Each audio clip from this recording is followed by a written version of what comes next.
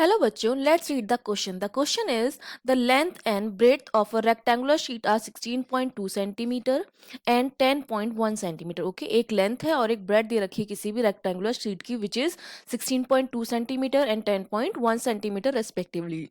The area of the sheet in appropriate significant figures and error is, आपको क्या करना है, उस शीट का एरिया फाइंड आउट करना है और कितना एरर है ये फाइंड आउट करना है। ठीक है, तो सबसे पहले आपको अगर मैं इसके की कॉन्सेप्ट की बात करूं तो की कॉन्सेप्ट में आपको क्या पता होना चाहिए कि अगर दो क्वांटिटी का प्रोडक्ट है, सपोज यहाँ पर, क्योंकि जब हम एरिया निकालेंगे किसी भी रेक्टेंगुलर सीट का तो जो एरिया होता है वो हमारा क्या होता है, लेंथ इनटू ब्रेड्थ होता है।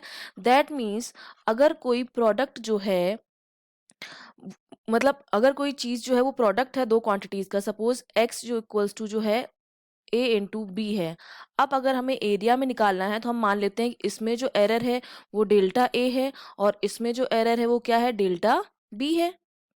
ठीक है, और इसमें जो एरर है, एरिया में जो एरर है वो डेल्टा एक्स है। तो हम इसको अब क्या लिख सकते हैं, अगर हमें मैक्सिमम फ्रैक्शनल एरर निकालनी है एक्स में, अगर अब हमें एक्स में मैक्सिमम फ्रैक्शनल एरर निकालनी है तो मैं इसको लिख सकती हूँ delta x upon x, that is equals to, यहाँ पर हम प्लस माइनस लिख देते हैं क्योंकि अभी हमें पता नहीं है कि एरर जो आएगी वो प्लस में आएगी या माइनस में आएगी, और यहाँ ब्रैकेट में आता है delta a upon a, change in a plus upon original a, और यहाँ पे plus delta b upon b. ये आपकी क्या हो गई, मैक्सिमम फ्रैक्शनल एरर हो गई एक्स में। और उसके बाद अगर हमें परसेंटेज एरर निकालनी है तो परसेंटेज एरर हम क्या निकालेंगे, ए में परसेंटेज एरर प्लस बी में परसेंटेज एरर, तो वो हमारी क्या हो जाएगी, परसेंटेज एरर हो जाएगी। ठीक है, तो अब हमने मान लिया कि हमारे पास लेंथ और ब्रेड दे रखी है, तो लेंथ के लिए हमने मान लिया डेल्टा एल है।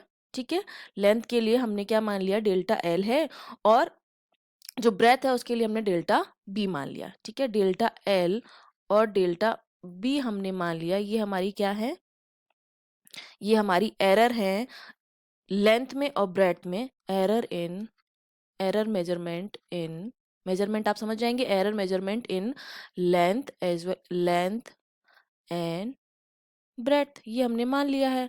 ठीक है, तो अब हम तब सबसे पहले तो फ्रैक्शनल एरर निकालेंगे एरिया में, और एरिया के लिए हमने क्या ले लिया, डेल्टा ए मान लिया, यहाँ पर डेल्टा ए लिख दे दो जिसको हम एरिया और मान लेंगे इन एरिया। ठीक है, समझ रहे हैं, तीनों में हमने मान लिया delta A, delta L, delta B, जो हमने अभी की पॉइंट एक्सप्लेन किया उसके हिसाब से। अब हमारा क्या हो जाएगा, delta a upon a equals to delta l upon l plus delta b upon b. अब हमें बस वैल्यू रखनी है इनकी। ठीक है, अब हमें पता है कि जो एरर जो है वो केवल एक सिग्निफिकेंट फिगर तक ही होनी चाहिए, तो हमने वो एरर मान ली लेंथ और ब्रेथ दोनों में 0.1 क्योंकि ये मिनिमम एरर है।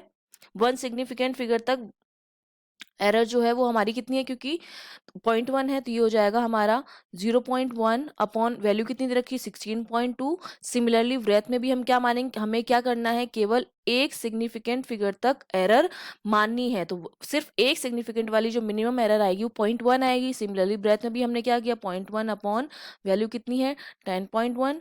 इसको जब हम सॉल्व करेंगे तो ये जो वैल्यू हमारे पास आती है डेल्टा ए अपॉन ए की वैल्यू विच इज 2.63 अपॉन 163.62, मतलब डेल्टा ए अपॉन ए की वैल्यू हमारे पास ये आई है। ठीक है, डेल्टा ए अपॉन ए की वैल्यू 2.63 अपॉन 163.62।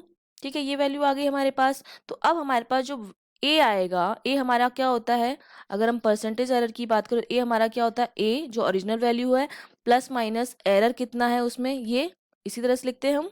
अगर हमें एरिया फाइंड आउट करना है विथ एरर तो हम उसको क्या लिख सकते हैं, ए जो ओरिजिनल वैल्यू हमारे पास आई है ए की, और प्लस माइनस डेल्टा ए। अब हमें पता है डेल्टा ए की वैल्यू कितनी है, यहाँ से 2.63, और ए की वैल्यू कितनी है, 163.62, यही आ रही है वैल्यू। अगर मैं यहाँ पे लिखूँ ए इक्वल्स टू, ए कितना आ रहा है, 163.62 आ रहा है, प्लस माइनस डेल्टा ए कितना आ रहा है, 2.63 आ रहा है।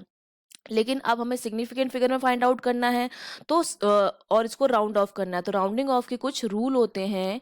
इन राउंडिंग ऑफ के रूल में हमें ये याद रखना है, राउंडिंग ऑफ के कुछ रूल होते हैं कि जिस नंबर को हमें ड्रॉप करना है, क्योंकि हमें सिग्निफिकेंट फिगर में चाहिए ये। ठीक है, तो जिस नंबर को हमें ड्रॉप, जैसे हमें 6 को ड्रॉप करना है, डेसिमल नहीं चाहिए हमको, 6 को ड्रॉप करना है, तो 6 जो है वो 5 से बड़ा है। अगर मोर देन 5 होता है कोई नंबर जिसको हमें ड्रॉप करना है, ड्रॉप वाला नंबर अगर मोर देन 5 होता है तो हम प्रीसीडिंग नंबर में +1 करते हैं, और लेस देन 5 होता है तो हम उसको चेंज नहीं करते हैं। लेस देन 5 है अगर ड्रॉप होने वाला नंबर तो हम उसमें कोई चेंज नहीं करते। फिलहाल आपको ये दो लॉ याद रखने हैं राउंडिंग ऑफ के। तो 6 को हमें ड्रॉप करना है, 6 5 से बड़ा है, दैट मीन्स प्रीसीडिंग नंबर में क्या हो जाएगा, +1 हो जाएगा।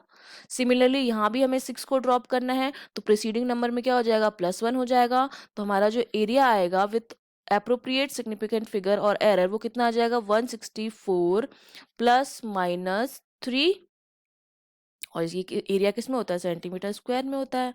तो ये हमारा क्या हो गया, आंसर हो गया। हम फाइंड आउट कर लेते हैं, 164 +-3, that means A option is the correct option. Okay, I hope you understood well, all the best.